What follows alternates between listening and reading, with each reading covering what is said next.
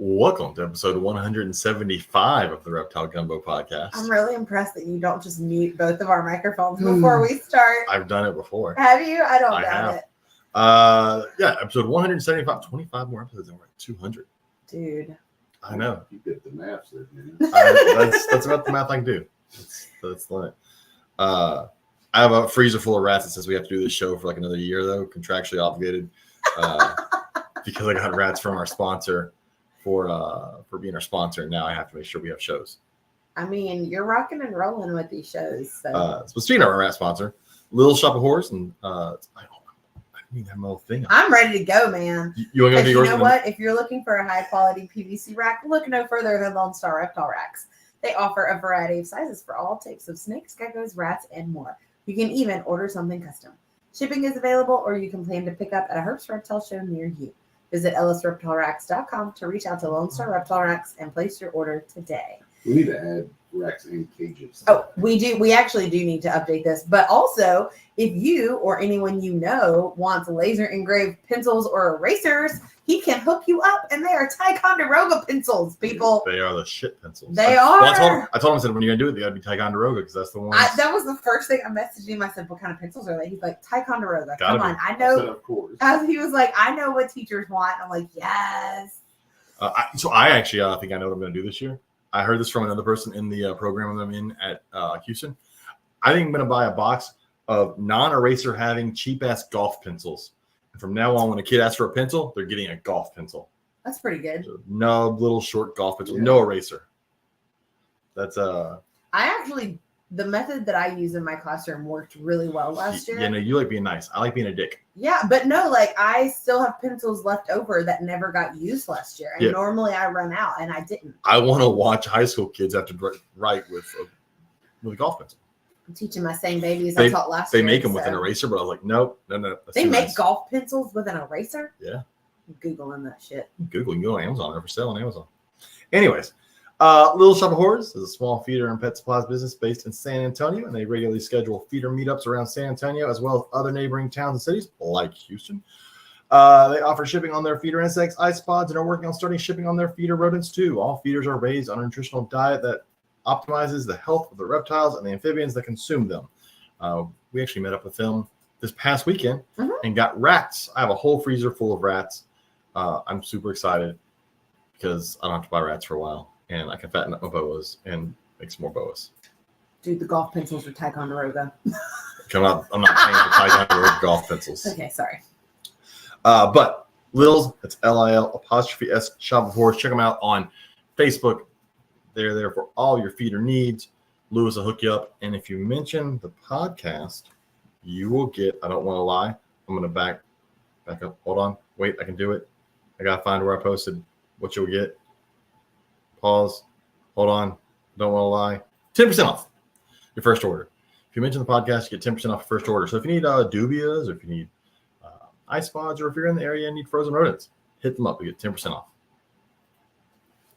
Everybody still here? Yes. Oh, okay. Just make sure. Sorry. Our daughter's not even in Texas, and she's still messaging me. Just ignore her. She's not in Texas. You can ignore her. Also, Herbst Reptile shows. Let's go through the list of Herbst Reptile shows coming up. The next one coming up is Slidell, Louisiana. That is this weekend, July 22nd and 23rd. I'm really glad you have that list because I could not tell you any of these. I got them on here. Pulled up. Oklahoma City, Oklahoma, July 29th, 30th. Corpus Christi, Texas, August 12th and 13th. Bryan College Station, August 19th and 20th. Then back over to Conroe, September 9th and 10th. Baton Rouge, which is technically Gonzales. Baton Rouge, September 16th and 17th. Alto, Waco, October 21st, 22nd. And then back over to Lake Charles, November 4th and 5th. We're not going to Baton Rouge, are we? I think so. Okay, cool. I totally signed up for a canoe training that weekend. That doesn't affect me in the slightest. No, it doesn't. I cannot go to Baton Rouge. I thought you were going to come to that one. You can go maybe with Robert. Okay, maybe I can go. I won't be able to leave till after school on Friday. That's our first week of school. Whoa. Yeah. Yes. I have canoe training that weekend. Canoodling? I'm not going to canoodle with anybody other than you, so no. We're going to have some canoodle training. Anyway, so check out Herbst, Little Shop of Horrors, and Robert And anything else you want to add, Robert? You got the acrylic cages now. You have the acrylic boxes. You can make shit with a laser. Yeah, Well, he can engrave shit. he's got laser. He doesn't have shark with laser beams, but he has laser. Yep. So you can make signs, Yep. custom made whatevers, Lots of custom mades. custom made As whatever. soon as I can figure out what I want on my pencils, I'm totally getting pencils made. Y'all have to forgive me tonight. My vertigo's fucking with me today, and I'm done with you. I feel like I'm drunk. Like I'm hungover, That's the worst. but like I'm drinking again. Ugh. Don't drink when you're hungover. Yeah, I got home for lunch today about 12:30 and finished eating lunch and was sitting on the couch and would stand up to go to the bathroom and don't remember anything for like an hour. And then he shit himself. No. Oh, okay, No. that's good. That's good. That could have gone. No. That could have gone south. Yeah. Quickly. Yeah. I had a very scary moment yesterday. So I've been What? waiting. What? Thanks to Prime Day. Well, I've been waiting for years to get a drone, and and I talked on here before. I'm in a program right now where I'm doing a internship thing, whatever. Anyways, it allowed me to be able to buy the drone I want, like $1,000 drone. It's a nice drone. It's beautiful. Was. It'll be nice. Very Again. much was. It will be nice again. I've had it for 2 days. Drone has 0 points. I've had it for 2 days. Birds have 1. And I got some awesome footage of deer. I got some really cool footage. I can show you of some nutria. And as I was coming in to get some more footage of deer yesterday, all of a sudden my drone goes falling out of the sky. Spirals. And on The my screen, you video just see it spiraling and hit the ground. And then when you go back and watch the video, at the very end, you can watch a hawk flying away. So I apparently got attacked by a hawk, which knocked my $1,000 drone out of the sky, which luckily I bought the insurance. So it is now being shipped off and I'm getting a replacement drone. I shipped it all off and got everything taken care of today. Fucking birds. Another reason I hate birds. Yep. Goddamn bird. I posted it in a group, in a drone group, and they're like, was this user error? No. It's a fucking bird. Right. Someone's like, looks like someone got too close to mom's nest. Like, nope, just a pissed off hawk. Yep. No nest, just an angry You hawk. weren't even near trees. No, Like, that's how I knew thing. it had to be a bird because I was in the wide open. There was nothing for me to hit. I'm really glad you weren't over water. Me too. And that it wasn't at the rest stop where we were this weekend because there would have been no retrieval at that point. Me too. I mean, you know what? I may post that picture over in the discussion group, the video of the hawk taking my drone out. Yeah. Fucking hawk. Because it did. Oh man, yeah. I'm really impressed though because last night when you got home, you didn't have the landing gear. Yeah, the landing gear fell off. It had fallen off. But then today when you came home, you had stopped. I stopped and went and looked for it. You were able to find Well, I thought the landing gear was like. like $2, and we told me it was $15 last night. I was like, no, I need to go find $15. I can lose $2. I didn't want to lose $15. It may have been $2 when we bought it because it may That's have been true. on sale. Man, we Prime Day the Everything shit out of we Prime bought. Day. Fuck. I felt like I should have left goodies for our delivery For guy. 3 days, we got nothing but packages on our doorstep. It was insane.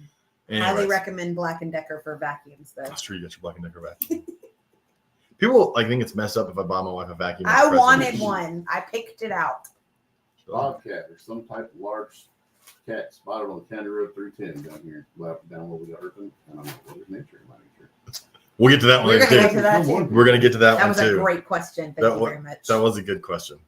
All right, And so the let's very next thing. Curious, how do snakes survive in this heat? the same way they've done for Same millions way of you do. years. They don't fucking lay out in it. No. You notice how they're not laying in the middle of the road at noon? Right. All right, let's get to our guest, and then we'll get into that. That's actually a question that we'll get into in a little bit. But let me go ahead and bring in our guest. Our guest is Nick Gill of the Lizard Kid Reptile Company. How's it going, Nick? What's up, everybody? Hello, hello. Happy to be here. Your name was given to us by the Reddies. the Reddies. I was gonna say the Howdies because we had them on last week, and I'm like, that's the wrong couple. It's the Reddies. The Howdies make cages. The Reddies make chameleons. Well, the chameleons make chameleons. But the Reddies Oh, yeah. But yeah, so Nick, tell us a little bit about yourself. What do you keep? Yeah. Because I know what you keep, but go ahead. Yeah. As far as what I keep, sorry, my dog is excited, so he wants to be on camera. Come here, Job. Ours There will we start go. whining in about 15 Say hello. minutes from the top of the stairs because she can't get to Robert. So it's not us. It's 100% because she can't get to Robert. There we go. There we go. Well, yeah, I keep a dog. I keep 2 kids, and then my wife keeps me. So but now for reptiles, you can kind of see it behind me real quick. So vast nice majority cages of what I behind keep. Yeah, a couple of them I built. Well, the red one I built, the plastic, terrible. I made the windows way too big and I need real glass, but I'm happy. It works good.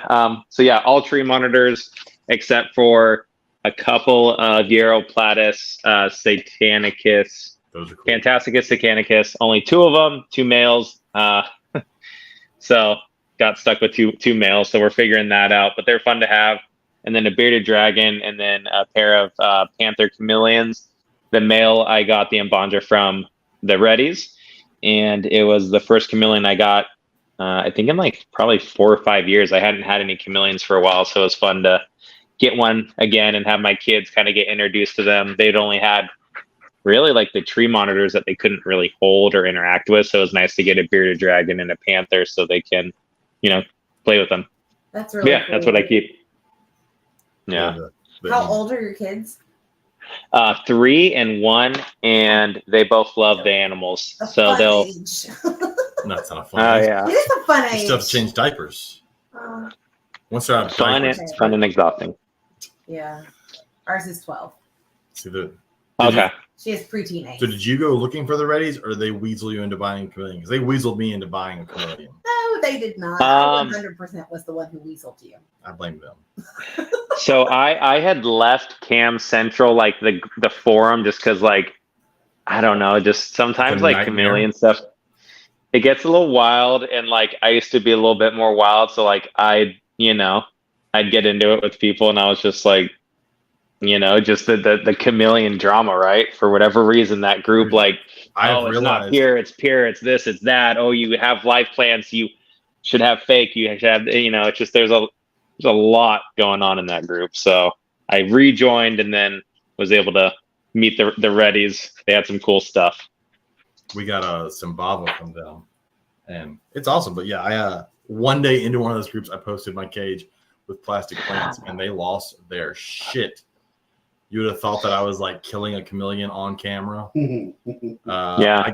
I got banned from one day in the group. Posted a Oh, picture. yeah. I got banned for 2 months, or muted. I was still in the group. I couldn't say shit for 2 months. Yeah. Chameleon people. I don't know. It's really hard to furnish an entire cage with all live plants, but We don't have any. yeah, it's really hard to keep But they plants look good. alive. That's my problem. Yeah, I suck at keeping plants alive, and I'm not going to struggle to keep plants alive while also trying to make sure I keep my chameleon alive. So I don't know if the two of you have noticed or not, but the pothos on our porch is starting to come back. And I have been neglecting it for the last 3 months because when I took care of it like I was supposed to, I killed it. But now it's coming back because I have stopped paying That attention shows you to how it. much I've noticed. Yeah. It's next to all the wandering Jew that's taking over our porch. I think you're a lot of calls. You are. I'm calling it wandering. That's what it is. I've ignored the wandering Jew too. It's kind of just growing into our flower bed. Yeah. They're in pots. So I'm hoping they don't root in our flower bed before if they have to go back to your That'll classroom. be fine. Just break them off and they'll keep growing. Oh my lord. We'll just have wandering Jew in the classroom and at home. Anyways, so yeah, tree monitors. That's one thing I want to talk about because I remember some of the first tree monitors I saw were at Daytona in 2005, 2006. I saw. Oh, yeah. I think it was the first time I saw blue ones. I think Some half dead wildcats. Yeah, and I was like, man, that's did we crazy. go in 05 or 06? We went in 05 Did we? Uh-huh. because we started dating in 05, Yeah. and then it was in August we went in 05. Okay. We went 05 Oh, through I thought we 09. went the year. Oh yeah, 09. Garen says you got to send the chameleon up on your drone. Yep, that's what I got to do, and then post Oh, that yeah. on the chameleon groups. That's a hard pass. At least there's no fake plants, so Yeah. it'll be good. No fake plants. I'll put a real plant on the drone. Oh, I remember in the chameleon group when people finally came to the realization that you shouldn't cuddle chameleons. There was this weird thing where there was a few chameleon cuddlers in the group, and they'd get them under a blanket and stuff. And I'm like, chameleons hate that, and why are we pretending it's okay? And then eventually there was just this. I don't know. I'm having flashbacks of chameleon groups. well, then you have the exact opposite where people are like, "Don't touch it, barely look at it. You can own it, but you should not even say its name out loud." So our daughter has a fat tail gecko that lives in my classroom during the school year. and it's 100% not cuddling, but it does like to hide. So when kids that have hoodies on, hold it or whatever, it always hides in the hood in the back. I'm still amazed that your stupid gecko, your crested, hasn't lost its tail. My crested gecko is great. I don't understand how in that. Although he hates for anyone but me to hold him. But I hear about people all the time, like they walk into their room, they close their door too loud, and then there goes the tail. Oh no, this sucker lived in a 3rd grade classroom for 2 years and did fabulous. I don't know how he still has a tail either. I don't know how they survive the way they just jump into midair and hope they survive on the way down. He'll randomly jump like from one side of his tank to the other and like smack. This whole conversation with Ashton Steele last week that we had. Yeah. Oh yeah. About the stupidity of them. He just like all of a sudden we'll hear this thump, and it's because he has literally dove from one side of his tank to the other for no reason. Like he had a reason, I'm sure. It just wasn't a good one. There's no thought process going on in the head of those guys. No. Do they even have a brain? I don't think so. Very small, I'm sure. I'm telling you, we imported the dumb ones. That's all we did. All right, so what do we think about the new Axanthic Cresties coming out? Because that's actually something that is on my mind. I don't know. Crested gecko genetics confuse the shit out of me, so I don't understand. Google it. Some stuff's like incomplete dominant. Some stuff is very few is like recessive, and then like everything else is just polygenetic or polymorphic. And so I'm always confused by them. But I know like the Xanthic, that's the one where that dude sold a shit ton out in like Vegas at some expo and made. Hey, Xanthic, start. Hey, how'd you spell it? I started it with an A. And that was wrong. Xanthic. Yeah, I totally didn't realize there was an A at the beginning of that word. How can you say you like Xanthic but these are when you can't even spell it? cool looking, and I want one. Yeah, find a price tag. Dude, I said the same thing at the same time. But it's black and white. Yeah, find a price tag. You know it's my weakness. They look cool, but are they going to be worth $6,000 in 2 years? I mean, how's the genetics work on those? Are they incomplete dominant like lily whites? This says starting prices. I don't know. I mean, because we just did a show where one table had, I don't know, 30 lily whites on it. And, oh, really? And they still had them priced at like $1,500, whereas the other tables had lily whites and they were like $300, $400. Yeah. Is a lily white different than an Axanthic? I think so. Yeah, okay. I know someone in our chat has to know crested gecko genetics. Someone needs to chime up and clear up crested gecko genetics. Well, here's why I brought it up, right? So I was like thinking, like, you know, if they're worth like $6,000, like I just threw it out there to someone who's a buddy of mine. I was like, what if I traded you a Blue Tree monitor? And I was expecting the person to like jump on it, right? But they kind of like were like, well, these are worth $6,000 right now, and I'm like, are they? But you know, like, can you list it right now and it's going to sell instantly for that amount? Because that's what I think is worth. And did they whatever did it's they going make them? Did they produce those? No. There's I think there's a good amount out there now. Well, not a good amount, but like they're getting out there, right? It's a crested gecko. I think anyone with a pulse could breed them, you know. So it's kind of like, I think, like how long, like, and that's where I kind of brought up that morph question is like how does morphs, you know, affect, and I don't want to jump the gun on it, you know, if there's other, but there's you know, no just because I've been out of morph breeding for so long, you know, I haven't bred beardies for like 8 years, and I never got super into it. I was only with like hypo or, you know, translucent or stuff like that for beardies. So then it was like, now we're seeing them, like, obviously ball pythons are, you know, super morphed out, you know, and there's some absolutely beautiful ones, but I just don't know that much about them now for like the morph market and how's it going and how does it affect the animals, and I don't know. Okay, so that's where I wanted to. So Jason just said that we need to talk with Brian with Altitude Exotics because some of the price tags on his are in the $20,000 to $40,000 range. Are we talking about fucking crested geckos? Yeah. No, sir. That is ridiculous. They sell a lot of them in South Korea. Asia really loves them. Yeah. Okay, well, good for you. Okay. Yeah, Asia is really. Because what I just found, like, starting price for the Xanthics were starting at $1,000. No, there's no way.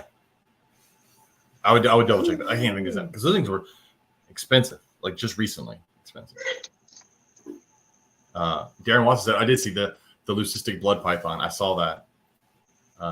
Tiki's Geckos has a $20,000 lily white on their TikTok. See, but this is kind of like back in the early 2000s when people had $50,000 ball pythons that weren't really $50,000 ball pythons because no one ever actually exchanged cash.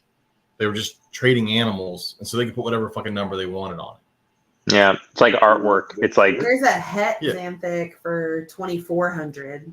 Yeah. And that's a het. Which means it has to be a recessive gene. So it'll hold price a little longer than, say, lily white, because I think lily white is an incomplete dominant gene, which is much easier to make. Recessive tend to hold price a little better. I just want to see a crested gecko sold for more than $1,000. Like, I want to see the screenshot of the PayPal transaction or the Morph Market sale. Like, I want to see that, like, I don't know. Like, I believe it happens, but I just haven't seen it. So it's just, anytime I see something that's fairly easy to breed, I don't know. So what do you guys mainly breed? What again? I have mostly sand boas and then boa red tails, but it's the imperator, so not true red tails, but red tails. Brazilian rainbow boas, and so those are most of the things I breed. And then I have some other odds and ends snakes that are just collections, like a speckled king snake, and she's got a stupid Mexican black king snake that. Shut your face. Anyways, Mira and then I've got some. So then you're super familiar with morphs, and you obviously know, like, then you mean, like, well, what? Go ahead. I don't have anything. I don't know. Well, but the snake genetics are different than the lizard genetics, right? Well, no, genetics. It just depends on how it works. Oh. There are a lot of things, and like I said, a lot of things in the geckos that are poly. What? You just said it all depends on how it works. So doesn't that make it different? No. So recessive is recessive no matter what it's in, but not Okay. all genes are recessive. Incomplete is incomplete no matter what it's in.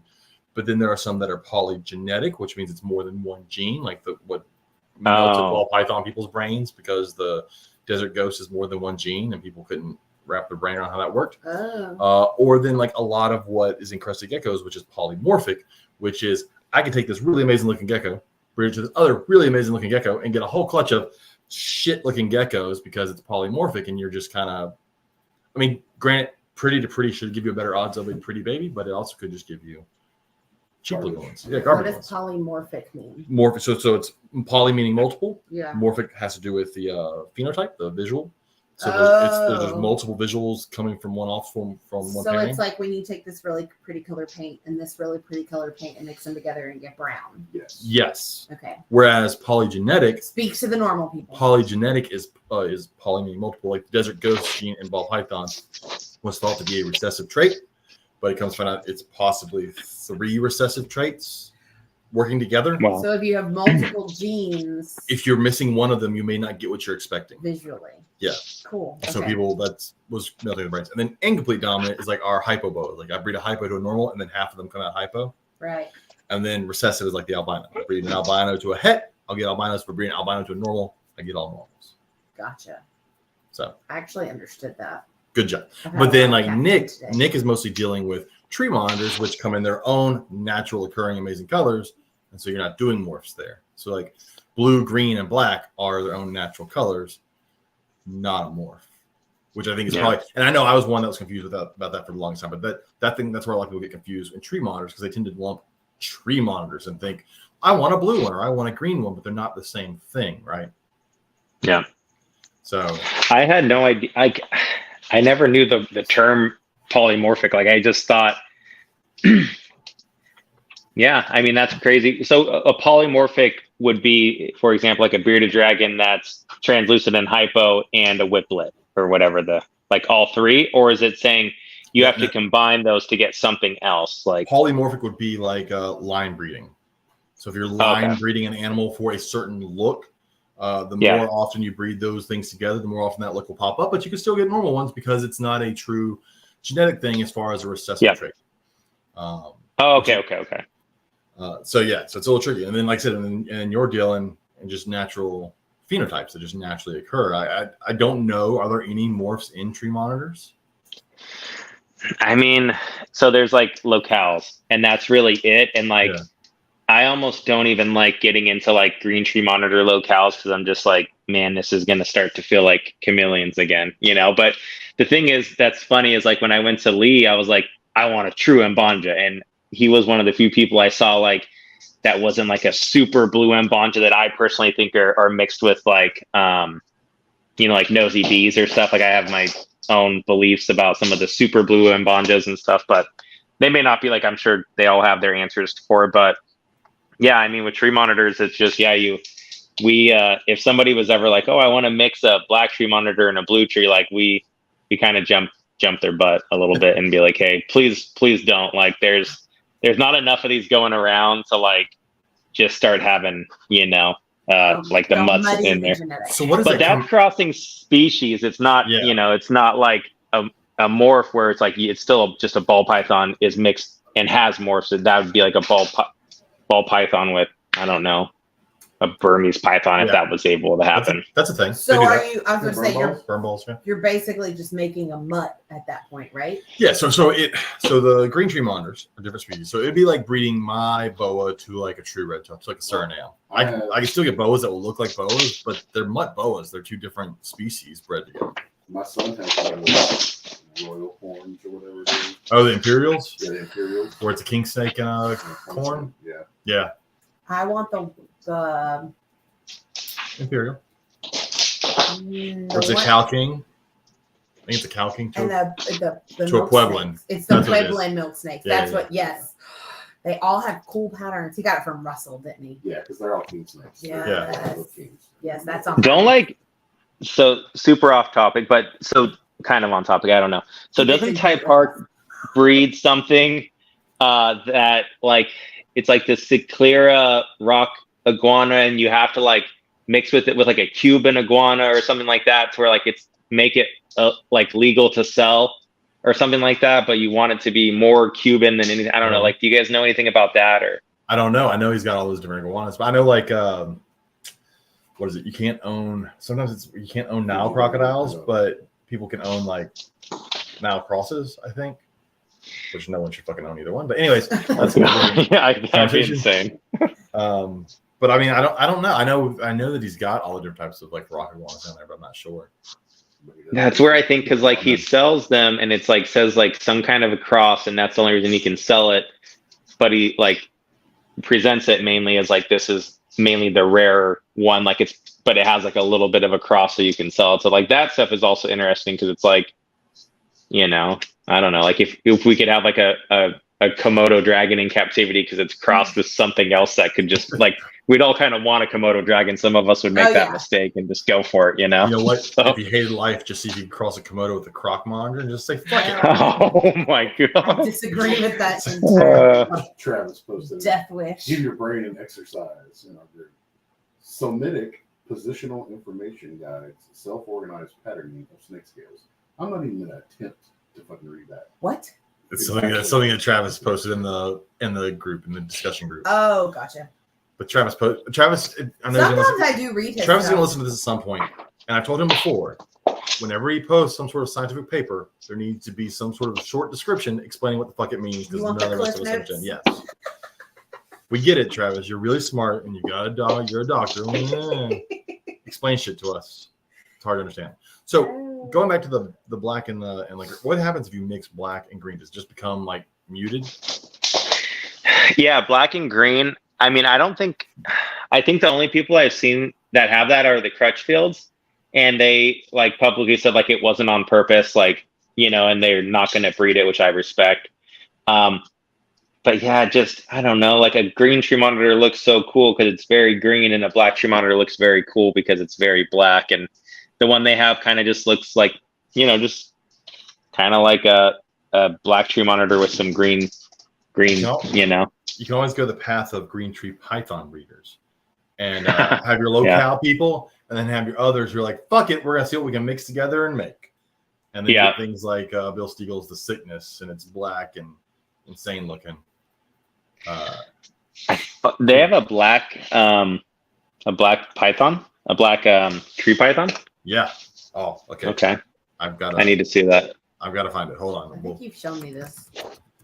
I have a mild maybe it's not mild. I have an obsession with solid black animals. Like, Yeah. I don't care. I don't care. That's why I have a Mexican black king snake. I got it for an anniversary gift. Have you seen Brittany Reed's new? Yes, they're so pretty. And the black garters. Yeah. James teases me about it though because he doesn't like plain black. I don't like black. I don't like black snakes or black. It gets boring with something. Hold on. All right. Let me. I'm ready. Then I'm gonna share the screen. I'm gonna put it up here. And Oh yeah. here we go. The sickness. All right. Yeah. That's beautiful. So that's what happens when you mix green tree python locales. I don't know which ones, and That's and worth it's- mixing. and I don't think it's 100% like genetic because I think like Bill's trying to get some more. And he's got some that are also odd looking as well, but yeah, it's not an always thing. So here's why I think it's okay to have morphs of like a python like that, like a green tree python, right? I've actually gone to a Petco and seen a green tree python in California. So like there's enough of them going around that we can take some chances, you know. And once we eventually get like really, really well established with tree monitors, which we're starting to, I think there's a lot more successful breeders out there.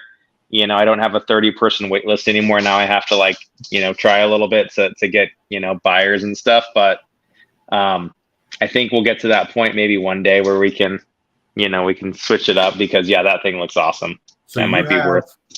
Do you have green, blue, black, and yellow? No, I owned yellows for a minute and I got them from Joe S., the man who shall not be named. If you know Joe Stalsky, people have their feelings about him. I had an okay experience with him, but then he also tried to steal money from me, so I don't know. But out in Florida, I got a pair of yellows and the male eventually passed on me. It's the only adult tree monitor I've ever had pass like before just like a ripe old age. So that was rough. And then I was like, I'm just going to do greens and blues. Like I want to really hone in on those until they're really well established in America. And then maybe, you know, I could look at other ones, but I don't have tons of room. Yeah. You know, and it's hard to like have 6-foot enclosures and then go, I want to have 3, you know, different species of tree monitors. So I was like, blue and green are the ones that kind of have my heart, and I'm gonna stick with those. Is there a big difference in the care of either one of them or the behavior between a blue and a green? I think greens are friendlier. Out of the egg is one thing I've definitely noticed. And I think that's mainly it. I mean, blues get bigger, so you want to have a little bit bigger enclosures for them. They can all be picky eaters. If they're captive bred, they can all be really friendly. So, you know, I can't say I notice any super significant differences for myself. So, What are these cages? 6x4x2? Is that what you've got? Yeah. So this one, yeah, they're just about all 6x4x2. Some of them vary by maybe like a foot or something like that.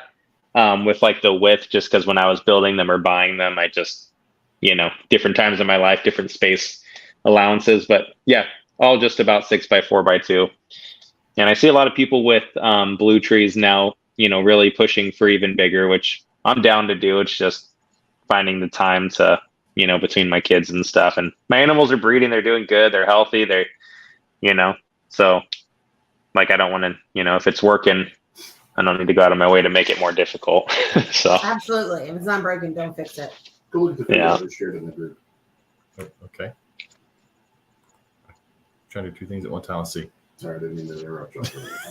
Somebody just sent me this. and Yes. I cannot Yes. fucking believe This has been floating around a lot. For those of you who may not be aware, we're going to just go ahead and jump to this. This Is that a is a gaboon? gaboon viper that is being handled, What the fuck? free handled in a pre-K education classroom I program. saw that. So the video has just been released this afternoon. There were still Still shots. shots. And so a lot of people were like giving her the benefit of the doubt. Maybe it's been photoshopped, so on and so forth. So our 10 bucks. friend, our 10 friend, bucks is a Venomoid. Yeah. But I still, hope so. Yeah. but still, that's depending on how venomoid surgeries go, they're not always 100%. And still, do you really want those fangs penetrating you or a little kid? Yeah. Well, and like that's not something you should be teaching kids. Look at Who's this our- highly venomous our, snake I'm holding. Who's our friend Derek that lives in Florida? Dykstra. Yes. So he posted it earlier as well. Oh, fuck. Yeah. Fucking good dude, like just holding it like a baby, like it's a puppy. I hope to God that thing does not have fangs, but there's someone out there that just thinks, oh, they're chubby and they're nice to me, so Yeah, I someone's don't gonna go to a She's show where they sell literally- baboons, pick up one for 65 She's bucks. at a and- daycare. Like she looks like she's in a daycare. Apparently, at some point in the video that's been cut off, she's not paying attention to its head, and one of the kids reaches up and whoop, touches it. That's fuck. Jesus Christ. Yeah. Like I don't even allow that when I'm holding like a boa. I mean, It's a not- full-grown gaboon viper bites a kid that age. That kid's dead. Oh, yeah. That's. I mean, it's hard enough for a freaking. that would be the end of our hobby for everything. Like Yes. we'd all be done. Yeah, Even you- though it's like non-venomous lizards that we have or this or non-venomous snakes that we'd be done. like there's no way she has insurance for traveling to that stuff. She got a name tag on it. Makes her official. That's true. She's wearing a safari type shirt, so she must know what the fuck. We talked. Was it? All she needs is Crikey. a hat. I thought it was a And few you know, episodes. someone in USR Of can course, like Drew join would them. never Well, no. free handle that for. And now, mind you, this is shared. I shared it from the Ginger Snake Man, who free handles everything. So for him to say this is stupid, pretty dumb. And like I think we mentioned it not that long back on the show about who remembers when the random snake guy showed up to your school and brought stuff and like what were their qualifications. This person has no fucking qualifications if they're just like, hey, look at this gaboon viper I'm gonna hold like it's a corn snake. Anyways, we got sidetracked from tree monitors. That is fucking insane. No, As you can I'm see- more into this conversation though. As you can see, we are all over the place when the three of us are all together. I always love when like whenever I invite somebody on the podcast and I had another one I was talking to somebody earlier and they were like, what kind of questions would we have? This and that. Like, there's no order. We're just gonna talk. Like we're gonna start the camera and just talk, and we'll probably cover And stuff. James is excited because both of us are here. Because Yeah. That, Usually, yeah, And your dad's not here tonight because he's on his motorcycle trip. that's true. Yeah. So I'm trying to think of something funny to say to him because he took a picture next to a sign that says hog. It's an arrow pointing right at him. That's fitting. So I'm trying well, it was either way. I think it was. Aren't there multiple kind of, arrows? yeah. I don't know. My dad posted 700 pictures. of I'm his living trip. on through his trip, and he Yeah. sent us videos. No, of fuck the my Foo dad. Fighters. My dad sent me a video night with the Foo Fighters. My dad didn't even like the Foo And Fighters. he got This is the Foo Fighters? Well, they were They at were the Harley. at the Harley They were at convention. the Harley thing, and so we're one of my favorite bands of all time. He's like, who are these guys? You ever heard of them? And Yeah. he sends his me a grandchild is very. he sends me a jealous. video. I'm like, motherfucker, you don't even like them. Yeah. He sent us a video clip It was- of his it was- grandchild's It favorite was Foo Fighters song. and Green Day, and I'm Yeah. like, What song? I can't remember. It was song like the shit. first one she learned on the Horrible keyboard too. parents. I am a horrible parent. It's okay. Gotta get to the chorus. Yeah. I don't know. I'm not done. Anyways, Fuck him. I just tried. Uh, Imagine if you guys went. Sorry, I'm still on the snake thing. If you No, guys go. like, if you guys like got like a notification from like the teacher of like your kid holding a gaboon or whatever you pronounce it, like just imagine like getting that photo and just being like that person should be arrested and go to jail. It took Like, me that's a like- year to convince my principal to let me have a corn snake. You didn't even convince him. You just put it in the room. I totally did because I started the zoology club the second year that I was Oh, in nice. school. And in October, my students were like, just bring it in. We won't say anything. And you didn't realize it was there. And it lived on the But it desk wasn't a behind. gaboon It viper. wasn't. It was a corn snake in a locked cage. Yeah. So It wasn't a free-handled gaboon viper in front of kids. I think he finally noticed it in like February because that's when And we there's moved people it. that look at your corn snake like we look at a gaboon viper, Yeah. Yeah. which is unfortunate, Yeah. you know, because like a corn snake is like, you know, and then how many people like get attacked by dogs a year and we just don't hear about it Or ever, birds. Damn birds. or birds. Goddamn. Are bird attacks a thing? Are They those a attack- thing? Well, they are of Well, drones, they- apparently. Yes, I can tell you that. Apparently with drones, that's an issue. Oh, Goddamn. like hawks going Yeah. after them? Because I don't. Yeah. Oh, okay, yeah, that's what That's what their knocked sky. my- Guys, That's what you know? knocked his out. That's what knocked my $1,000 drone out of the sky was a fucking hawk. You can see it in the video, like flying away at the end of the video. That's the craziest part. all right. Some people try to comment on the snake picture from like the position of being an expert. We're still very Everything bitter they say about is this. wrong. It only happened yesterday, so it's a fresh wound. Anyways, so let's talk a little more about monitors. So you got them in a good. They need a good size cage. Are you keeping them in? I'll get to that question in just a second. I promise, Reddies. I see the question. Are you keeping them paired at all times in those cages? Is it 2 per cage?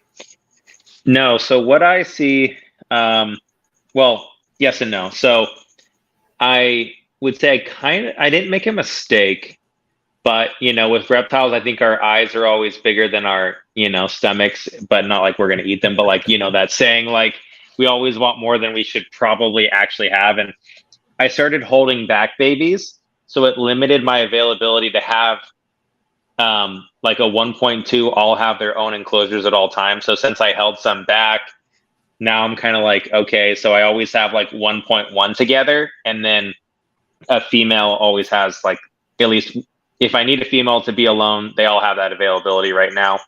So sometimes they're 1.2 if I'm not trying to breed them because they all get along fine and they all eat good and they're super well established. Sometimes like I do my best to all separate them, and other things that like some people would probably hate, but like I have like my middle cage that I'll put a green in there or I'll put a blue in there, based on what I need to have its own cage. Like if I need to have all of my greens have their own cage at once, and then I'll put all 3 blues together for 2 weeks, just because like none of them have parasites that I have to worry about. They don't have RIs. Like they're all healthy, they're all good. And I actually think they benefit a lot from moving cages kind of consistently. Like I actually think just the enrichment of like something changing in their environment is good for them. And I've been breeding them for a while. I've had one adult ever pass, and that was from a questionable, supplier. So it's like, I think I'm doing something right there. And I don't know, it works pretty good for me. So that was kind of a long answer, but generally it's, it's just whatever I'm feeling. And like, I watch my animals a lot. I know each one. I look at how big their stomach is. I look at their hip bones to see if maybe they're gravid. I know if they've made it. I know if I separate them. Like if I separate any of them from each other for 30 days, like if a male is isolated and a female is isolated, I know as soon as I put them together, it's like probably an 80% chance they're going to lock. So like, I just know my animals, they're my babies. I watch them a lot. So yeah, they're kind of just all over the place, and it's what works for me. And some people probably despise that, but it's going good. So the Reddies asked, what are the standard requirements for keeping tree monitors, such as temperature, hydration, enclosure size, which we kind of hit on a little bit, food, feeding. So I guess we'll take it from a couple things. Let's take it from, say, we'll do captive bred. We won't discuss because there's tons of imports and segment import and doing all that. Completely different. Wild caught, isolate them for a long time. Yeah. So these are all well established. They're all wild caught, but they're all treated good. But yeah. So let's assume someone gets a baby blue tree monitor from you.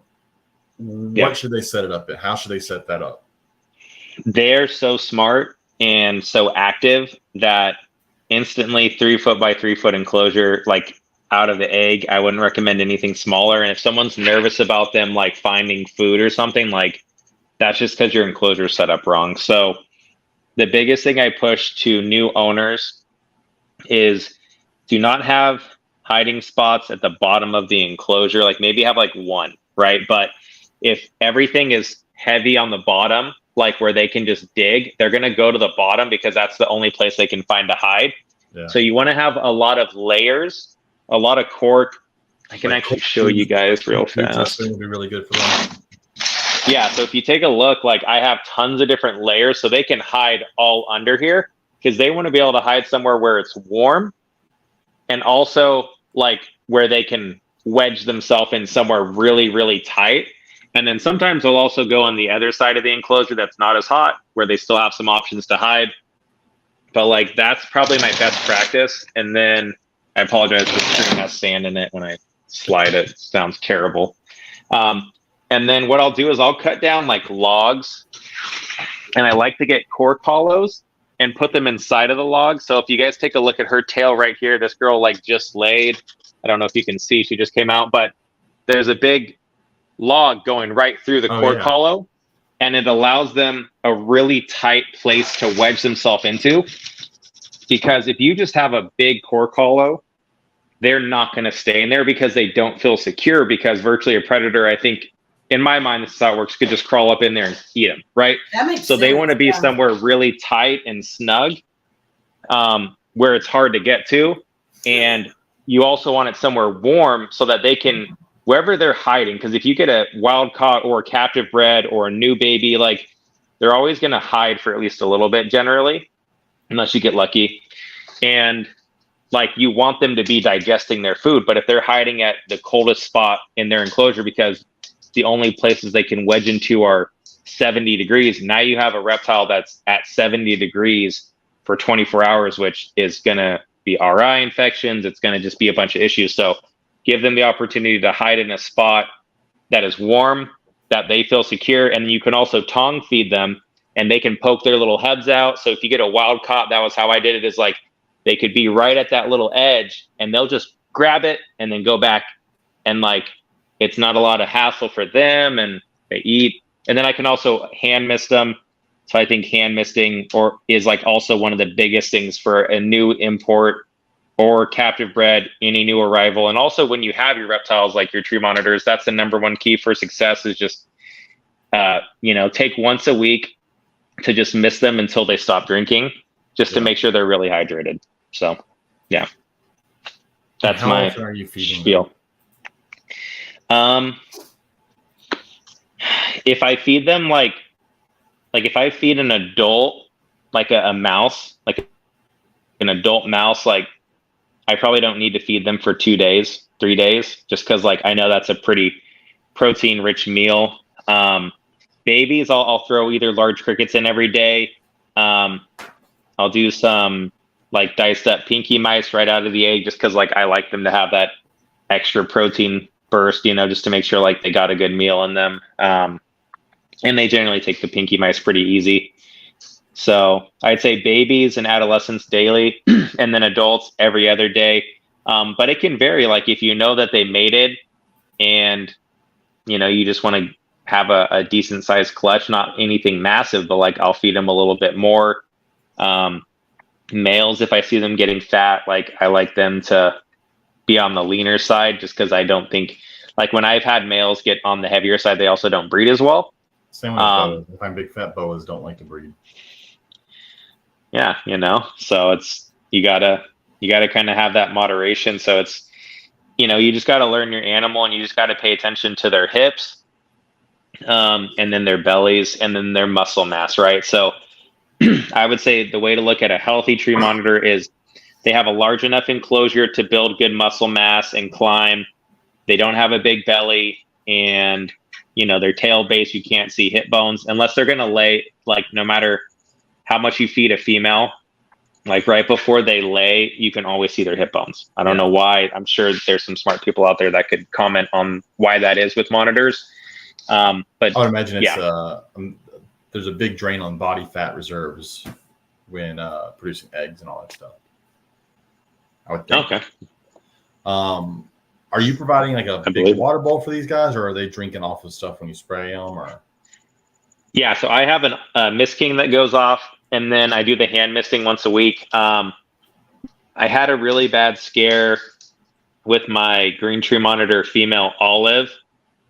I've actually had for like 10 years now, and I got her from Underground Reptiles. Man, I got her and Jalapeno, my male. He just passed, but he was also pretty dang old. So RIP Jalapeno. But yeah, no, I mean, I don't really, she got a fungal infection or something where I brought her to the vet and had to get antibiotics because she was sitting in the water. Oh yeah. And like, I'm not disciplined enough to change it out daily, so it's like, I just know myself, I'd rather hand mist them. Like my wife will give me like 1 hour, like Saturday morning, where she'll handle the kids, and she knows like daddy is going to mist the lizards and make sure everyone has had their water. And I get to like really check them out at that point and get an idea of like what's going on with them. So sometimes I'll have a water bowl, but like these enclosures, like at the bottom, it's going to catch a bunch of poop and stuff. And then I have like the deli cup holders that I got from Cody and Father Blue, and it's like they work pretty good. But I just don't think that they work great when it comes down to holding like a large jar of water. But sometimes I'll fill them up with water. So short answer is I don't really. I just like to hand mist because I get to interact with them more. So I don't really hold them often, but the hand misting is where I get, that's enjoyable for me. We I know with monitors, we had Mike on before, Mike Stani on before, talk about monitors, and a lot of it with owning them is building relationships. So things like, I know the hand misting and tongue feeding them and all that stuff is a lot of that is not only helpful for the health of them, but it's helpful for that relationship bonding. So if you do need to be able to get them out and they don't freak out and scratch you and run all over the place. Oh yeah.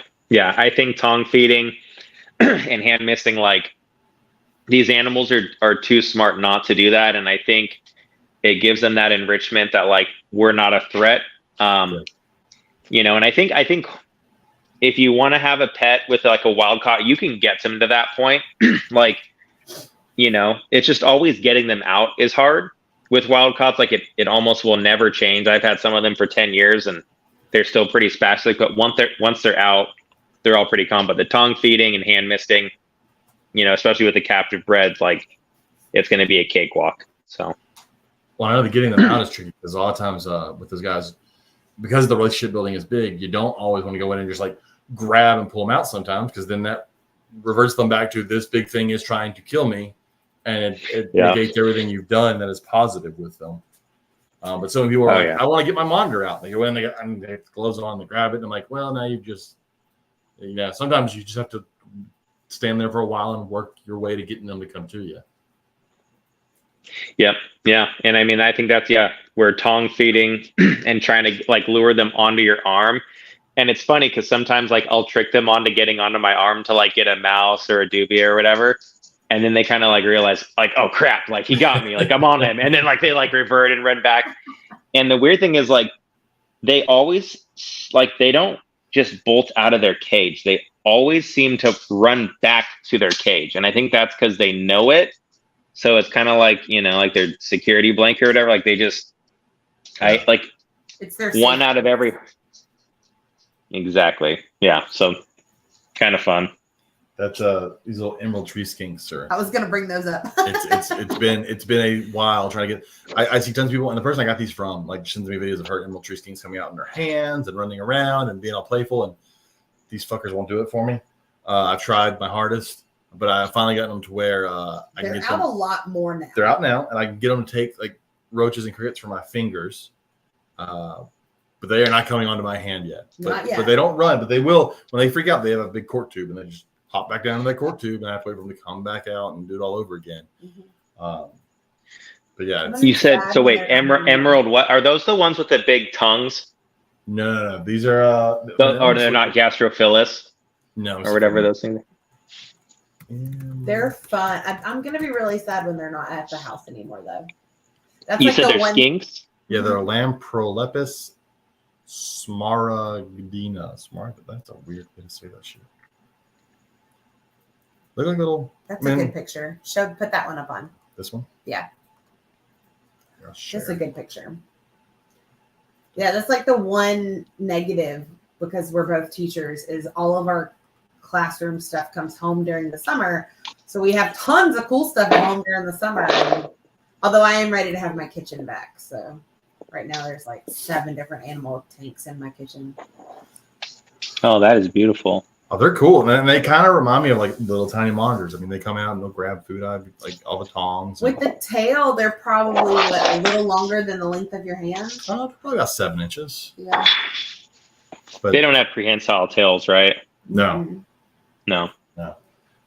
They're cool though. They're a very curious little lizard, mm-hmm. and like they're not as boring as like, I mean, you kind of think of them like the green anoles, but they're not like a green anole. They're way more alert to what's going on. They're much more attentive to things going on around them. I wouldn't. There's very few animals I would put at the level of a green anole, which is unfortunately like a feeder. So yeah, see, I have to mentally separate those things. That's funny. There's a picture. Okay, those guys are cool. Do you know what I mean with a gastrophilus? Like I know I'm saying that wrong, but like the ones that have like the big tongues and stuff like that are That's kind of like yeah. Google that, James. Gastro. Get on that. I'm gonna misspell this to see what comes up. I spell everything wrong. It's okay. Man, someone's gonna be like, this guy's an idiot and saying everything wrong, but they just This have the guy. big tongues. It's not a blue tongue skink. Green. You know, I know it's not those. Keel-bellied lizard. Gastrophilus presini. I don't know. Yeah. Okay, It's so it's when like I a typed crab. in gastrophilus, I got a botfly. That's what I got pulled up. Yeah, no, Oh God! it's definitely not it. What? Do a picture of Blake Wilson. No. You said Oh, that this is a cool- Prasinus though. That's the one. It's got this long tail. This is a cool looking lizard. Oh, that is neat.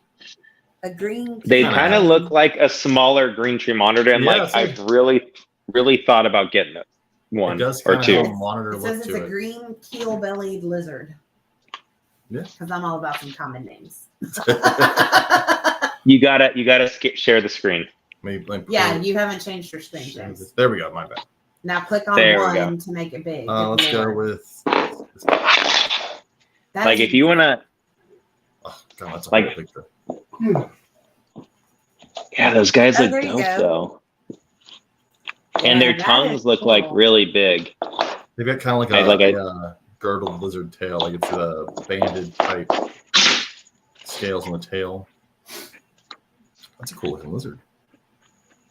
Yeah, and like they're like it's like $300-400 for a pair.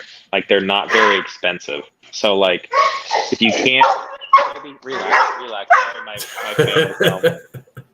My family's home, so my dog's all pumped up for it. But no, I mean I think that they're pretty sweet. So yeah. Joby, relax. Your dog's name is I'll Toby? go Joby or Joby. Joe. Okay. Relax. I'm gonna go on mute for 2 minutes. No, you're fine. This is cool looking lizard. I think more people should get. Now this is probably like an import type thing. I think more people should like breed stuff like that. I think they make. I think these little skinks here will make great pets for a lot of folks that want a pet lizard that's not a crested gecko or a bearded Oh dragon. yeah. Not only that, but that size tank is super affordable. Yeah. And I will say that ours, I feel like, are thriving now that we have them on the misting system. Yeah, I don't know what it is with the misting system, but they are much better with it. Really? Yeah. Yes. Because they would never they're sitting up there staring at us. I mean, people can't see on the camera, but they're right. You can't see them, but they're up here. I promise. Just Oh, trust yeah. me. They're there. They're super nosy now, which is funny because we were hand misting them. And And they didn't want shit to do I with felt us. like we were hand misting almost, maybe we were over misting them. Maybe that was the I don't know. problem.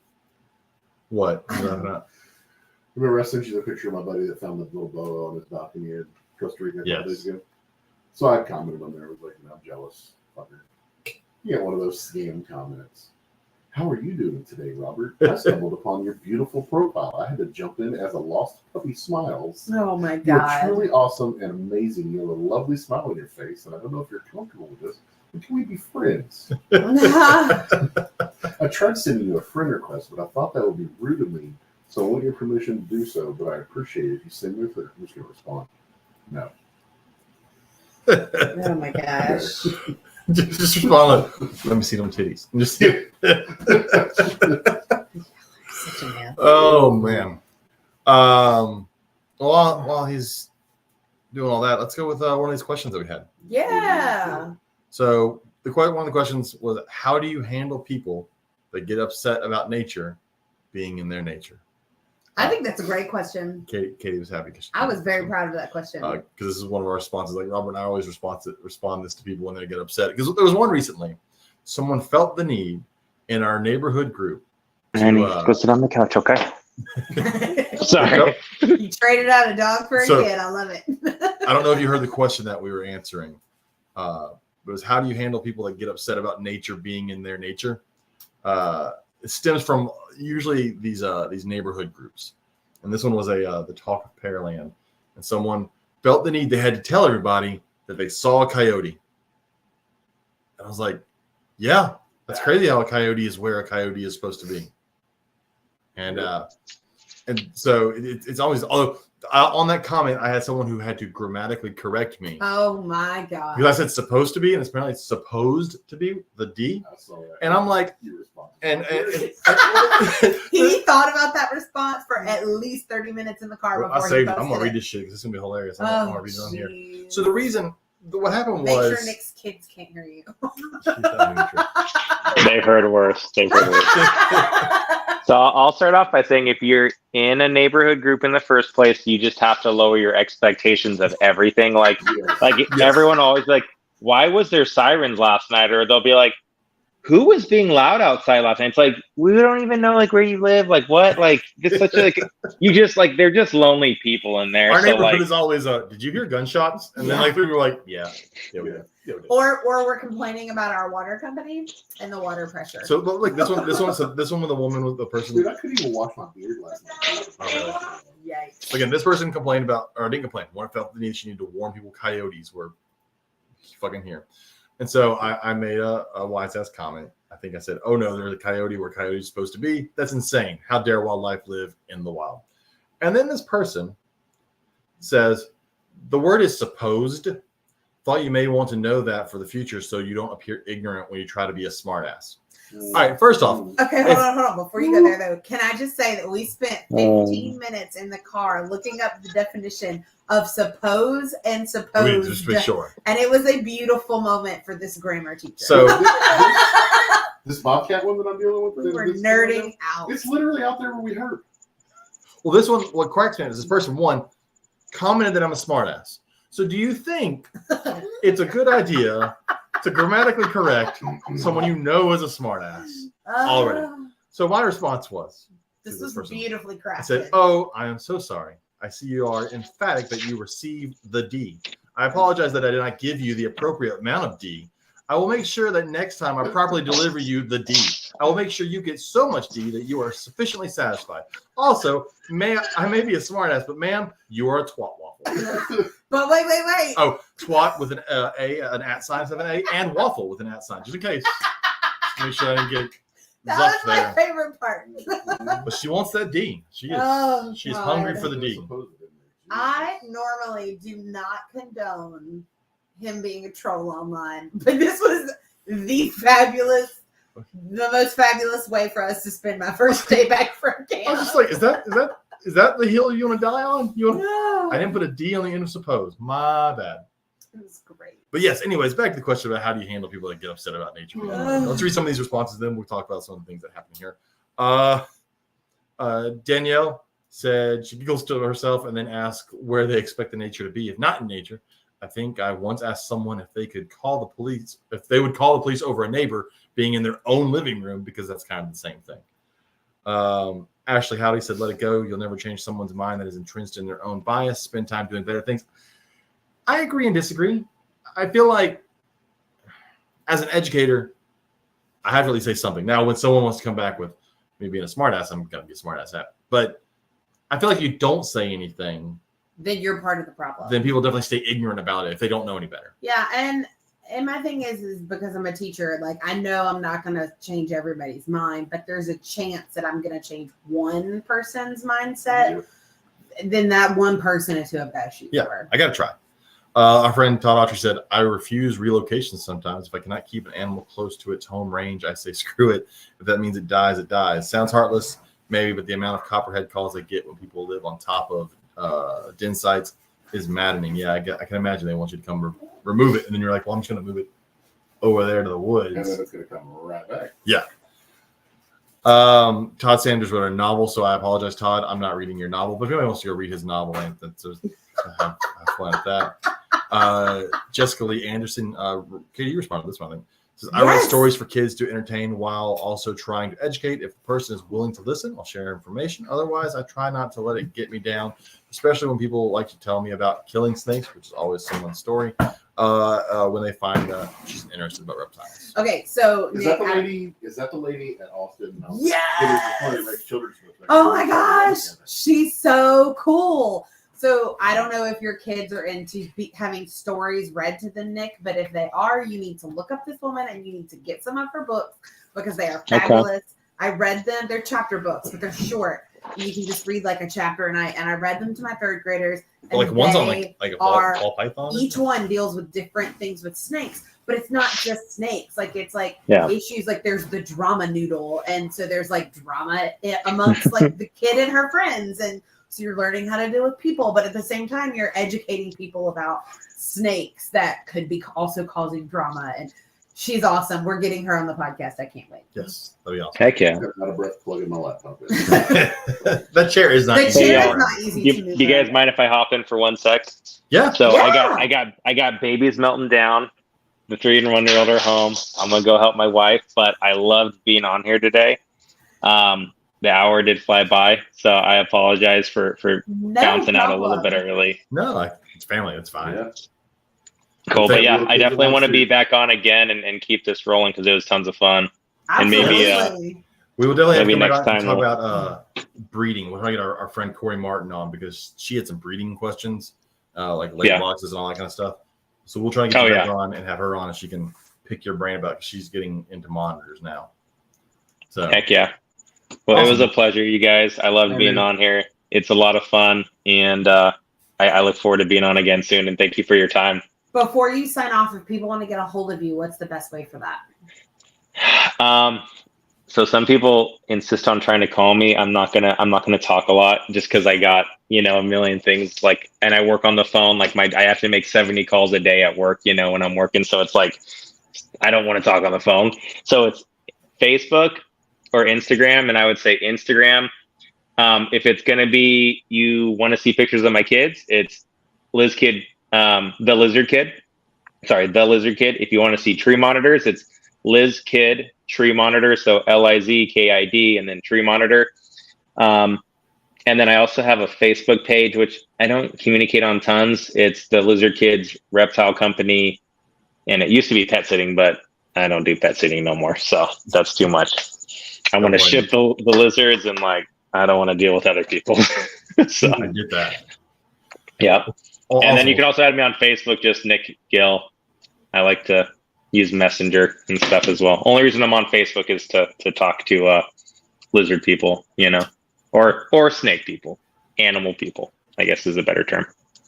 Awesome. Thanks for coming on, man. It's a lot. And like I said, we're definitely gonna have you back on to get more into and talk about tree monitors and like I said, we get Corey on. She'll go crazy about picking your brain on how to breed them.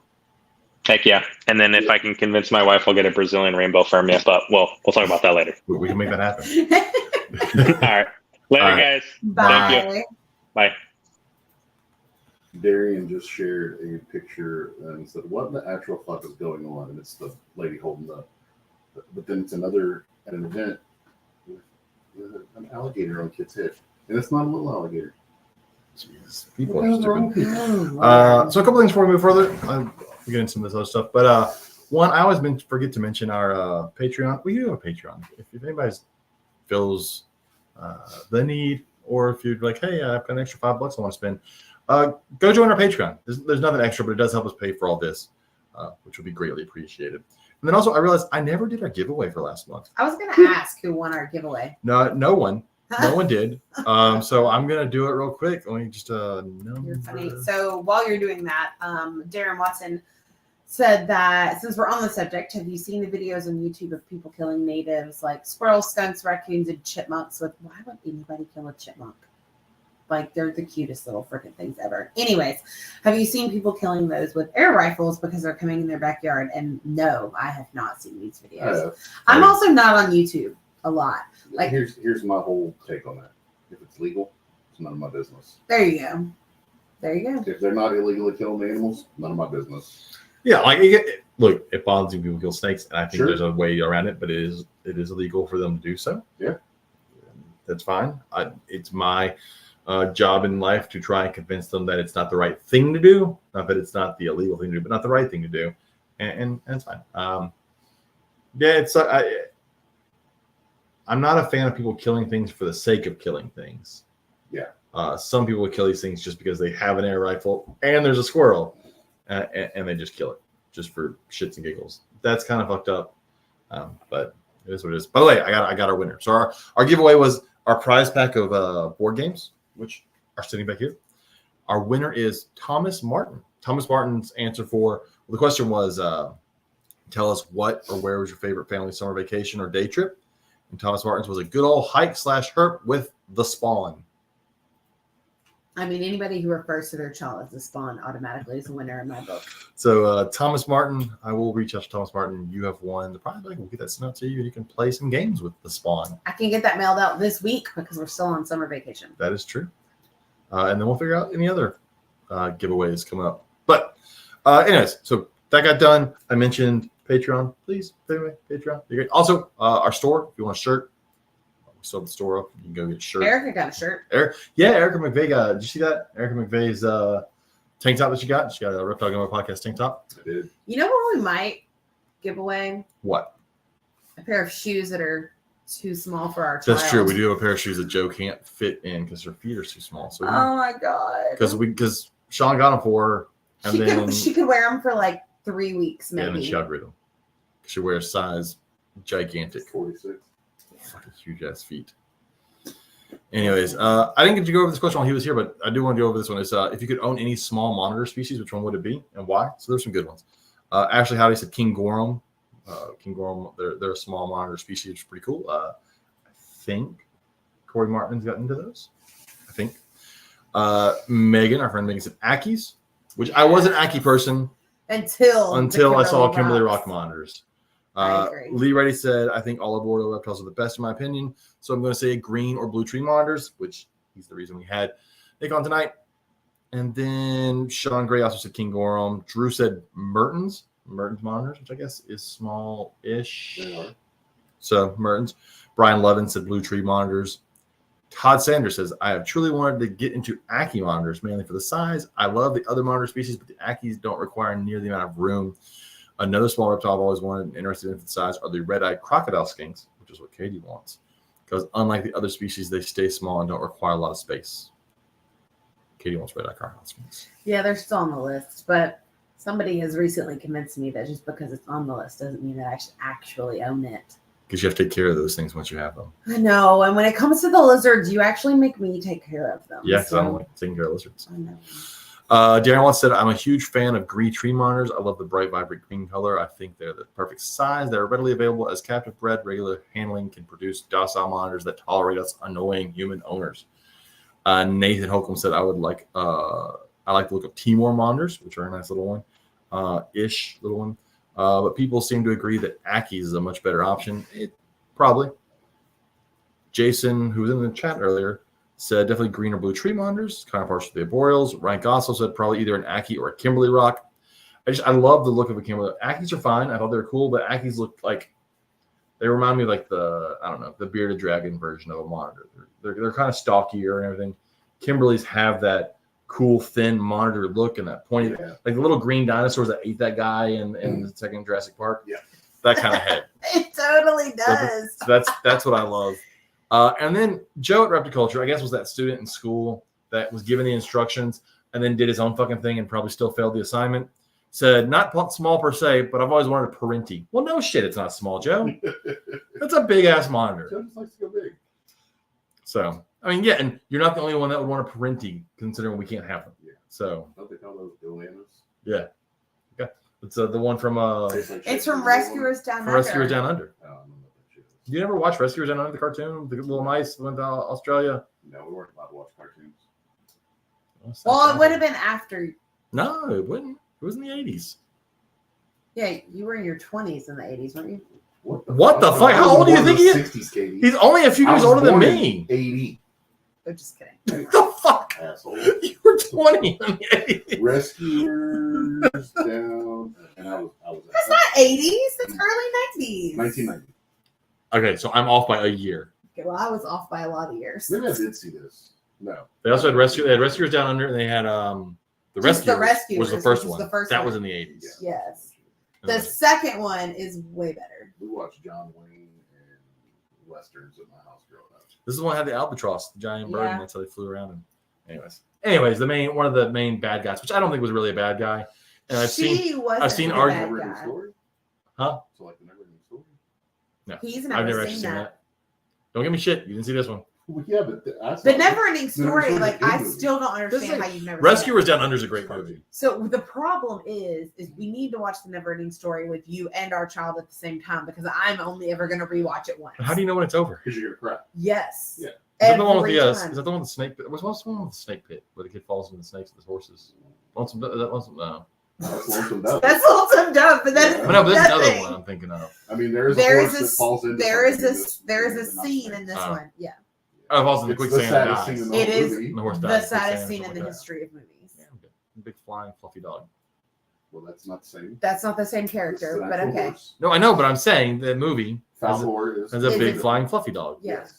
Different character. I'm fully aware that it's not a horse. That's why I called it a dog. Plus, I think it may be one of the few movies that makes our child emotional because she is never emotional in movies, which is another reason I want to watch it with her. See, Suzanne, that's the name of the monitor. Uh-huh. And Is it Suzanne or Susanna? Susanna? I think Susanna.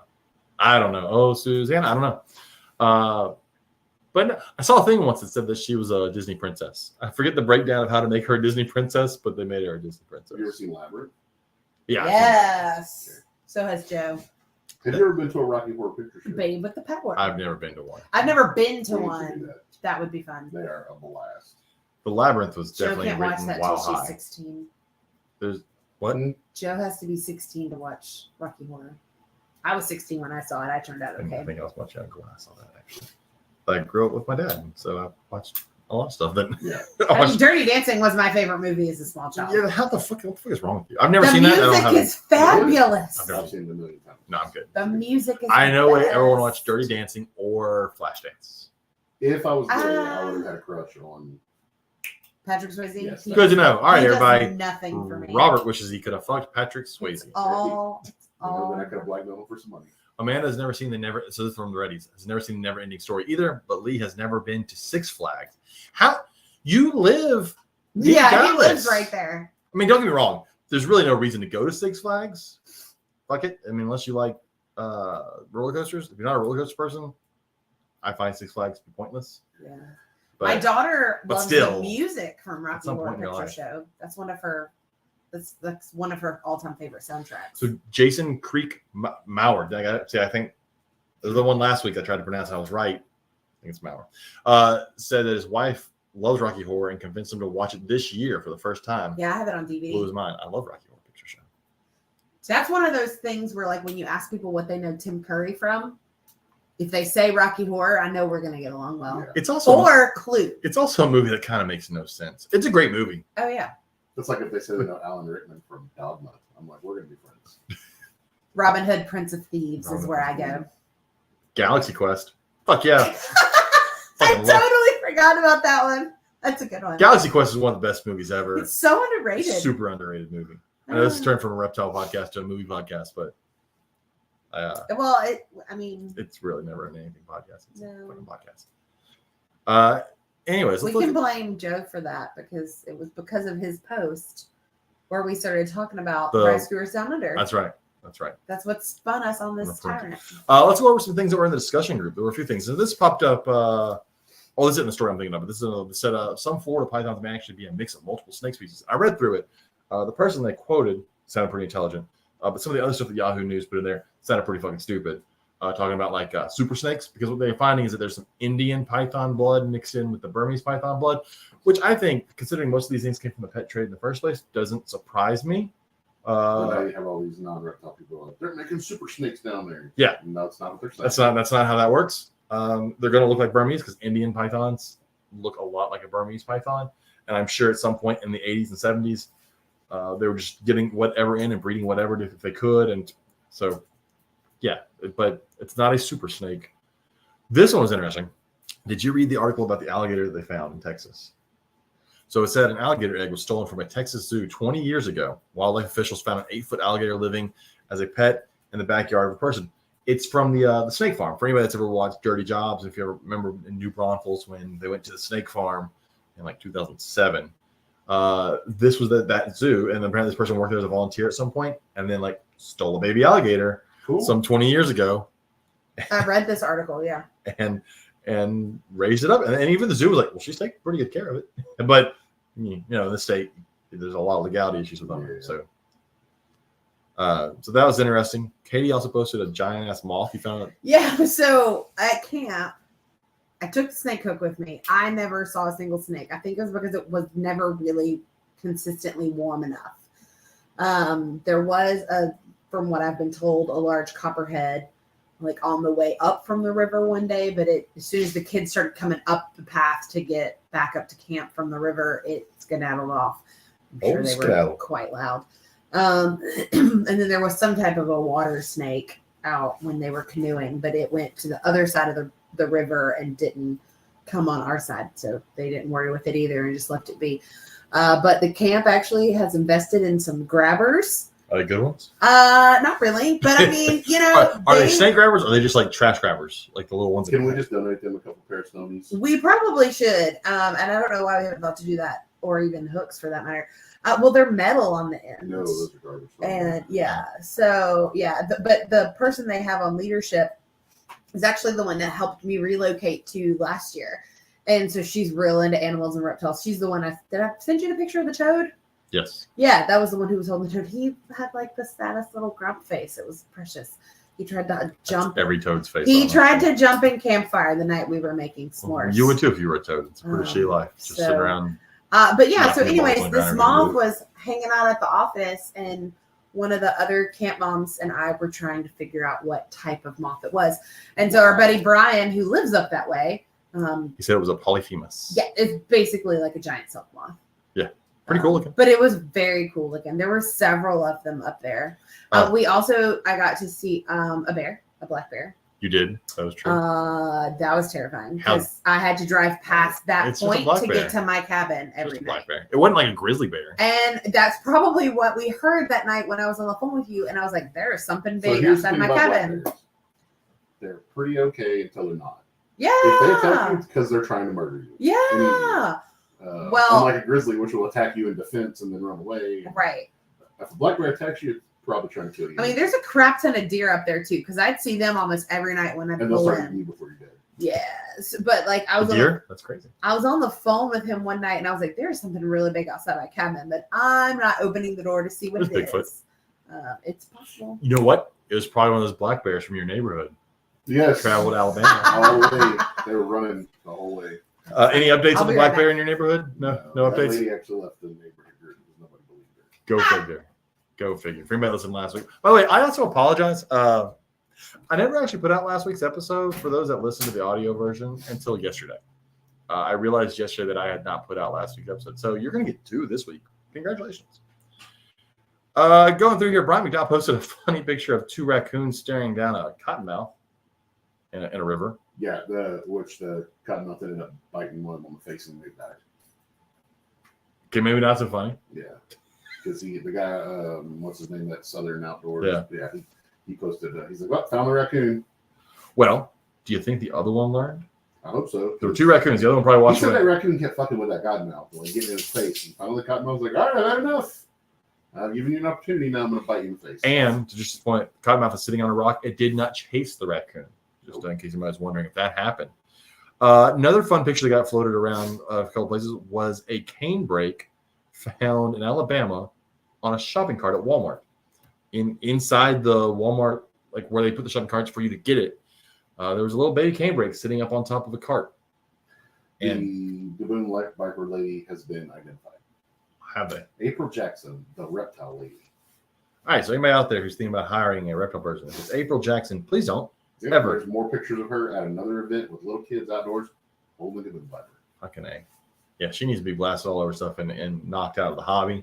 That is not good for us. But anyways, this little cane brake was found. And it was fun. It was interesting reading some of the comments of experts on how this baby's there. That means the mom must be nearby.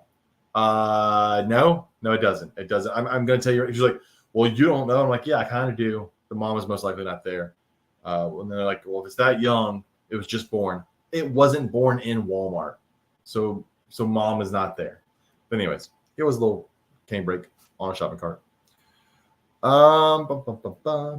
It's July. She's just holding fucking a boom by her. God damn. Let's see what else we got. Travis Wine posted a cool paper on sea snake vision. I might have to go read that. I don't know that. I don't know Travis's definition of cool here, but I will read that. See what else got posted. Going through. Reptile stress. Oh, this was interesting. This was in the Reptiles magazine. Did you see the one where it talked about? And I posted it. But it says rattlesnakes stress out less when together. So they found in a study that when rattlesnakes are near other rattlesnakes, they don't tend to rattle and stress out as much. Every reptile keeper was like, "Go ahead." We never rattlesnake keeper. But I think it does lead to us as a hobby, maybe not badmouthing cohab as much. Look, you gotta understand the dangers. There is a risk. I used to badmouth it a lot, but the more I've learned, the more I've found that it can be done right. Yeah, it's got to be a big enough enclosure. Mm-hmm. They both have to have spaces to where they can go and they can separate. There is the risk in certain species that one may eat the other, and there is the risk that one may eat the other in species you don't think of, like ball pythons. That happens sometimes. Sure. So that's a risk, but there's also the risk that your animal, if you have one of those like snakes that strike every time you walk into a snake room, maybe if you compare it with another snake of the same, I would suggest same species in most situations, maybe it will not be that animal that is always stressed out when you walk into your reptile room. But there are lots of zoos that do cohab. Like our zoo, Houston Zoo, has a cohab exhibit that has copperheads, rattlesnakes, and rat snakes all in the same enclosure. Look at what Ari and them are doing. Yeah. They're gonna have all kinds of stuff. Yeah, it can be done. It just got to be done. You can't throw two snakes in a 40 breeder. Yeah, and be like, we're good. Paper towels and be like, okay. Yeah. So, but I think this is a very interesting article. I think maybe, we don't think of all these animals as social, and I've been guilty. Like, these are solitary animals, but they're not always solitary animals. We just tend to find them by themselves a lot of time. So that was an interesting one. There was a thing. There's a legless gecko found in Australia, which was cool. It has like little flipper legs. Yes, it's grab my strong hand. It does look a little odd. Please tell me you've seen that movie. Which one? Grab my strong. Was that a scary movie? Isn't it? No, that's Grab my strong hand. What? Oh shit! Someone's thinking right now. They're like, I know what it is. It's got what's his name? Who always plays weird ass roles. I know. I'll find it. Anyways, there was also this is fun. This is a good picture. Nathan posted this picture from Animal Photography. It is a scary movie. Of a male fan-throated lizard. Yeah, I'm like, you know what? Why the fuck am I doing this? I can just go ahead and God. Why didn't nobody say, hey, did you pull this shit up? There it is. This lizard taking a walk. This very confident lizard. It's actually a scary movie. Yeah, two. Okay. Oops, sorry. Look at this. That's a funny picture. Yeah, just confidently walking along the rock. I'm like, I got this. I posted this one. It's a poisonous bird. Crucelia, that's right. It's a poisonous bird. Not the only poisonous bird. There are, after reading some stuff, there are several other species of poisonous bird. But this is a poisonous bird that even like the feathers and all can cause like your fingers to go numb. That this person is now holding. Yeah, because I asked you, I was like, so why is this person holding it? And you were like, because they're a moron. Yeah, I read some stuff where people said they've collected, they've done studies on birds and they've had to remove them from nets, and they said the fingers start to tingle and go numb. So, poisonous birds. This is another with a video of a gharial eating. Gharials are just cool looking crocodilians. I think my favorite video of gharial was when a guy tried to pick one up from behind the head. I missed that one. Didn't work. Did not go well? No. Here's one for you, Katie. This frog. Yeah, I know. I saw. Y'all even make it bigger on our screen. Where's mine? I gotta wait for it. Bam. That's a cool frog. Crazy looking. Uh, It doesn't look real. Like, it just doesn't look real. And I gotta assume it's maybe slightly poisonous with a bright red belly like that. You would think. It looks like it could jack you up. I mean, it's a little frog. Can really jack me up. I can step on it. No. I'm not overly afraid of it. I'm like, oh god, I need to run away from this frog. Interesting feature of the black microhylid frog is that it does not appear to favor communication by sound. So it doesn't want to hear your shit. No. The males don't even have a vocal. So do you think like when the female's like yelling, are you listening to me? He's like, no, I don't communicate by sound.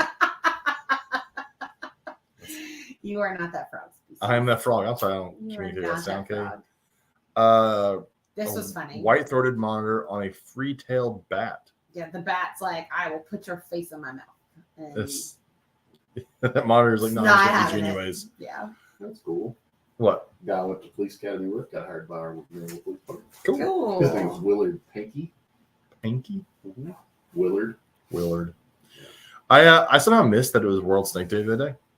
I don't know how I missed that. But Yeah, it I don't was. know how we missed it either. But this old garter snake reminds me. I've been talking. Hopefully we're gonna have someone else soon that does garter snakes, like really, really pretty garter snakes. I'm looking forward to that. Pretty? I mean, I'm not gonna own garter snakes, but I'll have them are pretty. Yeah, I don't want something to feed fish, dude. Yeah, I don't. Yeah, I'm not. That's why I won't own anything I have to feed fruit flies to.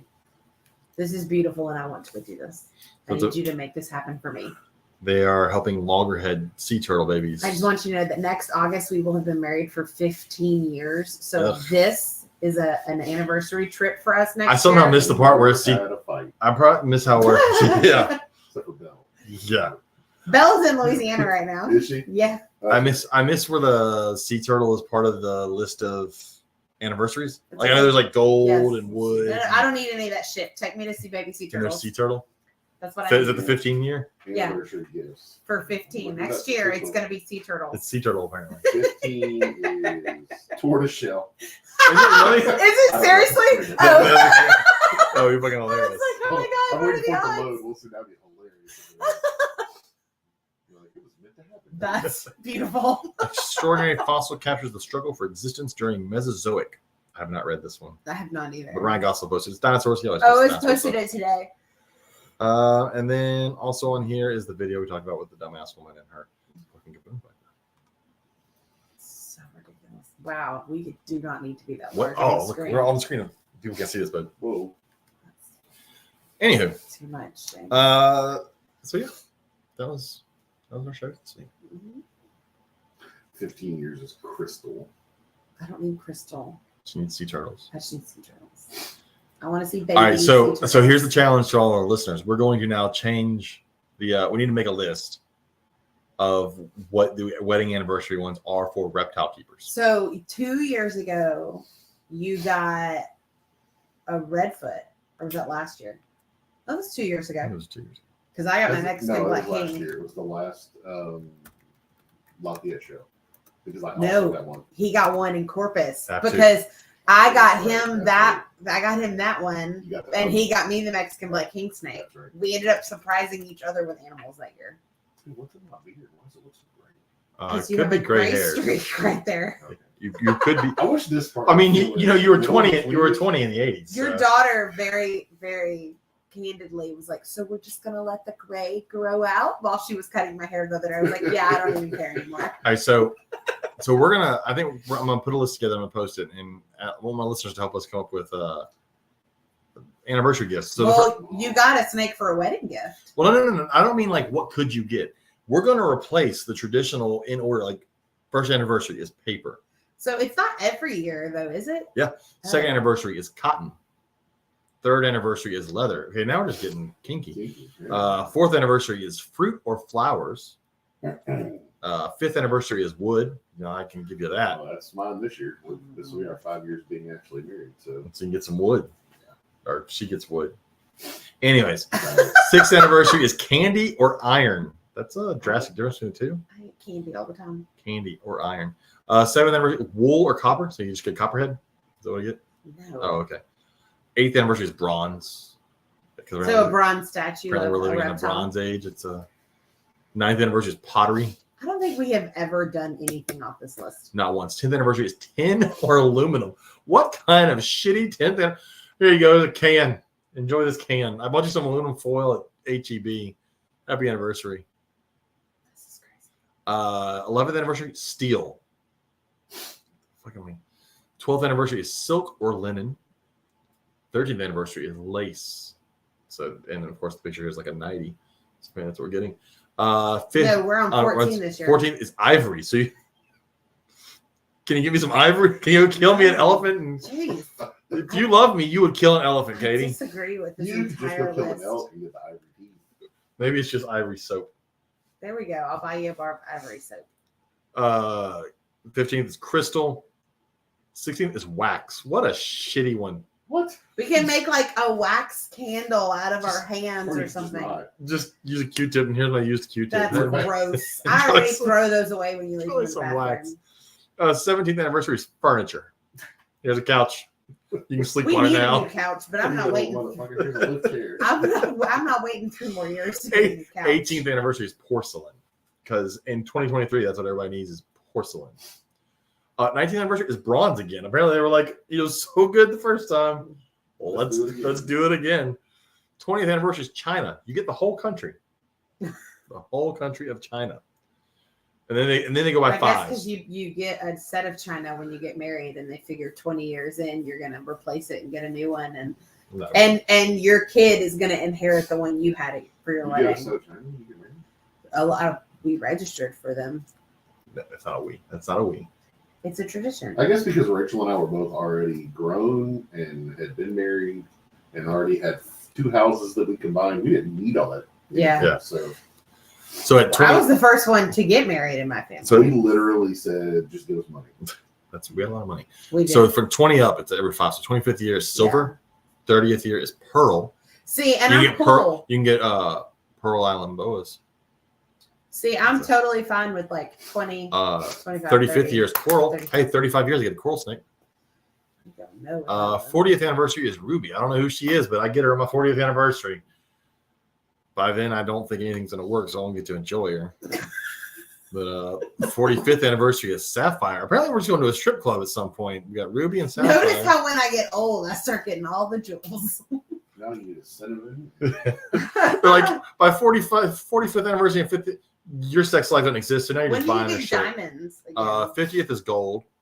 55th is emerald. Damn. 60th is you're never getting diamond. There's no fucking way I'm living to 60 years Of marriage? of to me? marriage. There's no fucking way. How old will I be? You do the math. I'm gonna do the fucking math. OAF. That is fucking true. How? Okay. You You trying know to what I hate about where we live? what? Is it's 8:36 p.m. And it's still daylight outside. and it's 87 degrees and it feels like 97 Oh, degrees. yeah. Oh, yeah. You know what I hate is I can't go fly my drone right now because You know fun, Mom. I feel bad I don't have one. Fucking birds. Yes, Darren, I saw the turtle Volkswagen bug.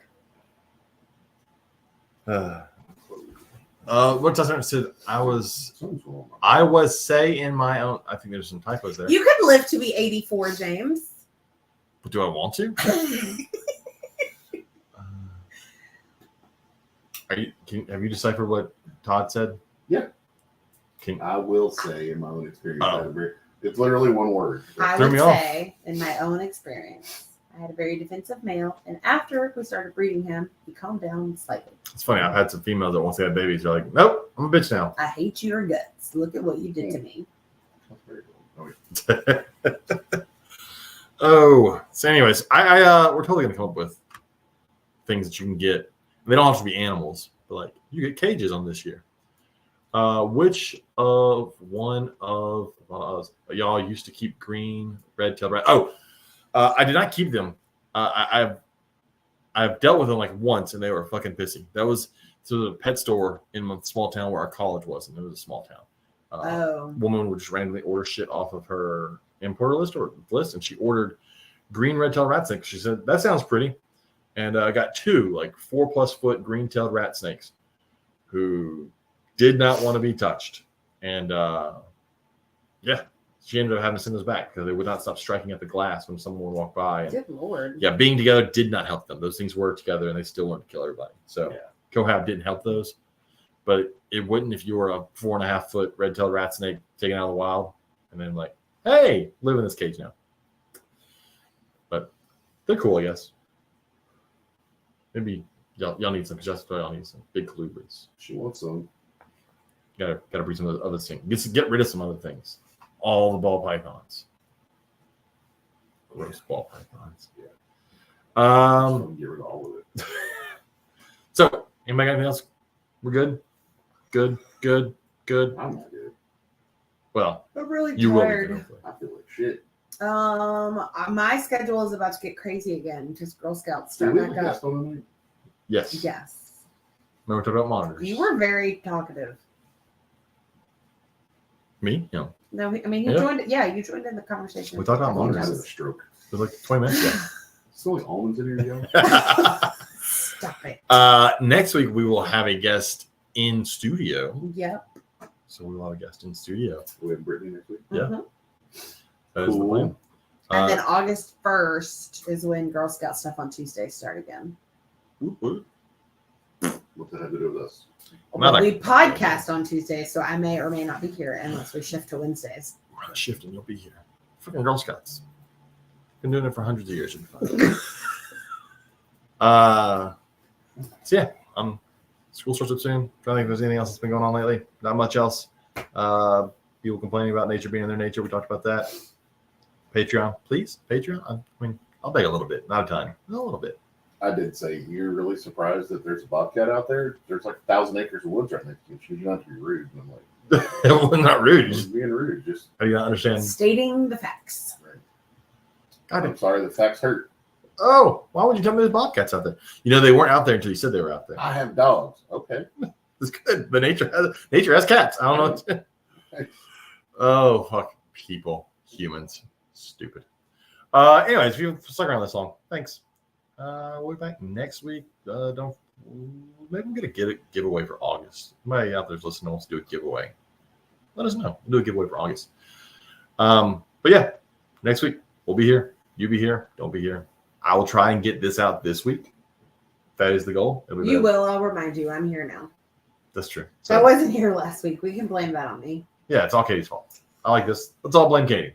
And Robert's having a stroke over here, so let's go ahead and let me get him home so he can have a stroke at home, so I don't have to explain that to anybody. Thanks for listening. If you want to get a hold of Robert for racks, cages, fancy pencils, lsreptileracks.com. You need some fancy pencils. Everybody gets some fancy pencils done. Yeah. So, and then us, it's the Reptile Gumbo podcast on Instagram, Facebook, at gmail.com, on Patreon. I keep saying it. Maybe somebody will give me $5. That's it. Good night. Thanks for hanging out. Bye.